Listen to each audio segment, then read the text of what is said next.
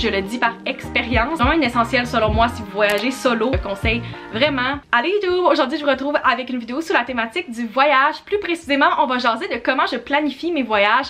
C'est quelque chose que j'adore faire, j'adore planifier et j'adore voyager, donc les deux ensemble, je pourrais dire que c'est une de mes passions.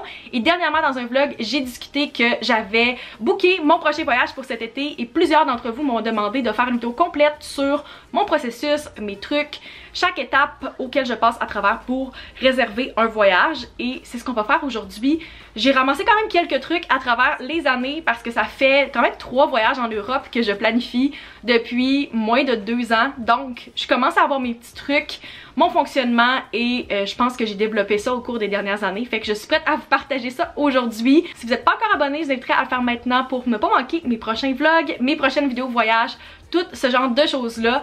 Et je sais que ça risque d'être une longue vidéo, donc on va passer à travers comment j'organise mes voyages. Étape numéro 1, choisir la destination. Pour moi, dans les dernières années, ça a été relativement simple de choisir la destination. Le plus difficile, c'est de réduire le nombre de pays ou le nombre de villes que je veux visiter parce que j'ai une bucket list très large, mais ce qui est important de se rappeler, c'est que vous pouvez pas tout faire dans le même voyage, donc choisir un pays ou une région que vous voulez visiter pour commencer, puis par la suite, la planification va pouvoir aller de l'avant. Numéro 2, déterminer le nombre de jours de votre voyage. Ça peut vraiment dépendre de la destination. Si vous savez déjà que vous avez un nombre de journées en tête, ça peut être super facile à décider. Pour moi, ça s'est beaucoup décidé avec les vacances que j'ai. J'ai un nombre fixe dans l'année que je peux prendre.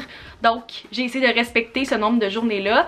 Puis peut-être que vous allez discuter avec d'autres gens qui sont allés à la destination que vous avez choisie, qui vont vous dire, pour moi, 2 semaines, ça a été assez. Ça peut vraiment dépendre de votre but, si vous voulez prendre toutes vos vacances, si vous voulez splitter en plusieurs voyages dans l'année.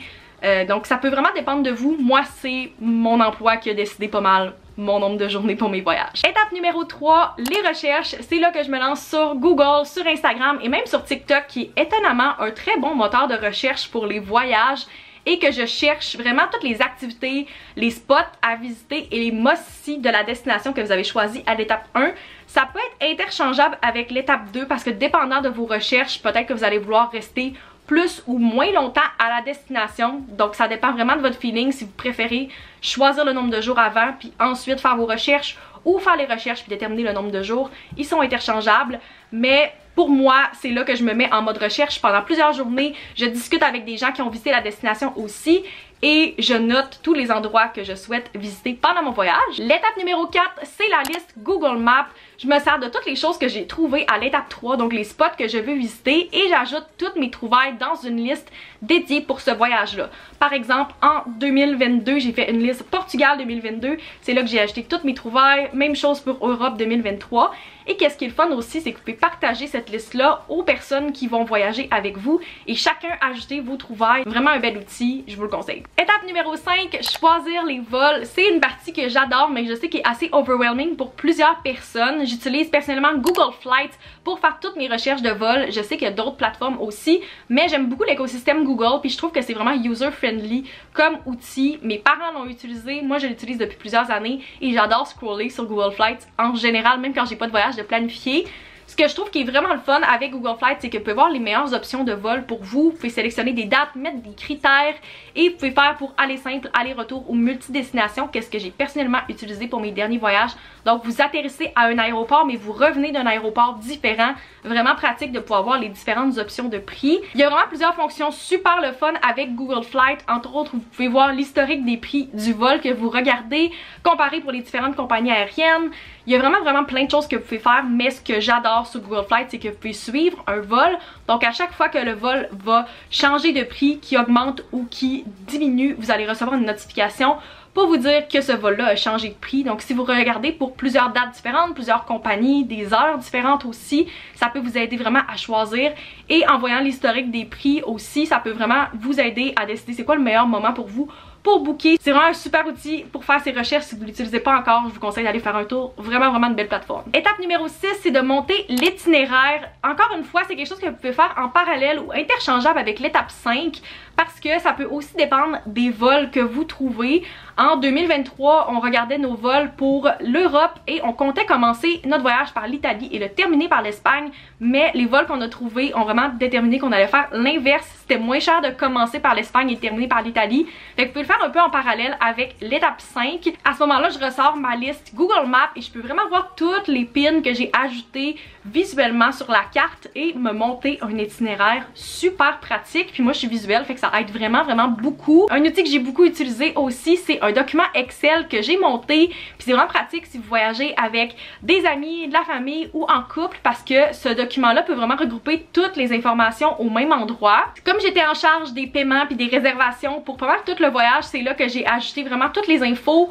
Donc je mettais les heures de vol, les liens vers les hébergements, les heures de check-in, les différents transports entre les villes, puis c'était accessible pour tout le monde. J'ai vraiment trouvé ça pratique puis je l'utilise encore cette année pour mon prochain voyage. L'étape numéro 7, c'est de monter le budget. Dans le même document Excel, j'ai un onglet budget et je l'ai autant utilisé pour mon voyage solo que pour des voyages avec des amis.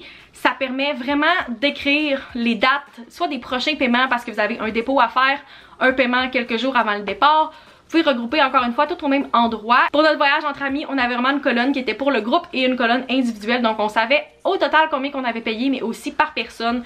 Super pratique et des choses que vous splittez aussi. Je trouve que c'est essentiel d'avoir un budget. Quelque chose que j'ai fait cette année que je n'avais pas fait auparavant, c'est que j'ai monté un budget estimé avant même de réserver quoi que ce soit. Donc j'ai mis en rouge tous les coûts que je pensais qu'il allait avoir pour ce voyage-là et à mesure que je réservais des choses, je pouvais mettre le coût réel.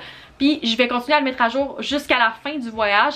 C'est vraiment plus facile de faire ça si vous avez déjà fait un voyage similaire dans une destination similaire. Personnellement, j'adore les budgets. C'est pas pour tout le monde, mais je trouve ça très pratique que tout le monde y ait accès et sache à combien on est rendu même avant le voyage. Étape numéro 8, c'est de faire vos réservations. Pour l'Europe, je vous dirais 4 à 5 mois en avance, c'est le meilleur moment pour booker qu'est-ce qui est vol parce que c'est là que c'est le moins cher. Par la suite, ça commence à augmenter. Je le dis par expérience également. Vous pouvez booker vos vols, vos transports, mais vos hébergements aussi. Il y a plusieurs personnes qui préfèrent être plus spontanées durant le voyage pour réserver tous leurs hébergements, tous leurs transports, puis c'est vraiment good si vous préférez faire ça. Personnellement, je préfère booker en avance, surtout en haute saison en Europe. Je pense que c'est très difficile d'attendre et de réserver des choses le jour même. Pour rechercher et réserver des transports, on a beaucoup utilisé l'application Roam to Rio et Omio dans les dernières années. Ça permet vraiment d'avoir toutes les options, encore une fois, et les heures, de comparer les différentes compagnies, les prix. Et pour les hébergements, j'ai beaucoup utilisé Airbnb que tout le monde connaît, mais aussi Hostelworld, dépendant du voyage. J'ai fait souvent un mélange des deux. Donc pour les auberges, Hostelworld, Airbnb, vous pouvez booker avec les hôtels aussi, mais j'ai pas utilisé d'hôtel dans mes 3 derniers voyages. Donc, je peux pas vraiment en parler ici pour mon expérience. L'étape numéro 9, c'est de faire les autres réservations et achats qui sont un peu plus dernière minute. Plus près de la date de départ, c'est là que je réserve mes activités ou mes restos qui nécessitent des réservations en avance. Par exemple, la Sagrada Familia à Barcelone, le Vatican ou le Colisée à Rome. En faisant mes recherches, c'est là que je sais qu'est-ce qui doit être fait et réservé en avance. L'année passée, on savait que les billets pour la visite du Vatican sortaient 2 mois, jour pour jour, avant la date que vous souhaitez visiter. Donc, je m'étais mis un timer à Pâques, je me rappelle, au mois d'avril, pour réserver le Vatican. J'ai manqué ma shot la première journée et la deuxième journée, j'ai réussi parce que les billets partent super vite. Fait que c'est le genre de choses que vous devez faire vos recherches, sinon vous allez vouloir aller à un endroit. Vous allez peut-être pas réussir et si vous réussissez, vous allez payer vraiment plus cher parce que vous n'avez pas fait vos recherches. Donc je le conseille vraiment. Pour les activités, j'aime beaucoup Get Your Guide et Airbnb Experience. C'est vraiment facile de voir des photos, des vidéos et des reviews des autres voyageurs qui ont fait cette activité-là. Il y a plusieurs choses qui se bookent directement sur le site web de l'attraction par exemple. Fait qu'encore une fois, c'est dans vos recherches que vous allez savoir ça. Et juste avant de partir, c'est là que j'achète ma carte eSIM. C'est vraiment un essentiel pour moi dans mes derniers voyages. Ça me permet d'avoir du réseau cellulaire partout, en tout temps. C'est vraiment un essentiel selon moi si vous voyagez solo. Ça m'a sauvé et ça m'a beaucoup enlevé d'anxiété pour mon premier voyage. Ça me permet aussi de payer vraiment moins cher qu'avec ma compagnie de cellulaire qui me chargerait 15 à 20 $ par jour. Et là, ça me coûte ça au total pour mon voyage. J'ai utilisé Airalo pour les cartes eSIM depuis mes 3 derniers voyages que j'ai vraiment beaucoup aimé. Je le recommande à tout le monde. Je vais vous mettre mon code si vous voulez économiser 3 $ sur votre premier achat avec Airalo. Ce n'est pas sponsored, mais je trouve que c'est vraiment pratique. Et ça coûte vraiment moins cher, je le recommande si vous faites un voyage prochainement puis que vous voulez avoir du réseau pendant que vous êtes là-bas. Vraiment super. Et finalement, une fois sur place, le jour même ou peut-être un petit peu en avance, On a beaucoup utilisé Trainline l'année passée pour acheter nos billets de train et de bus.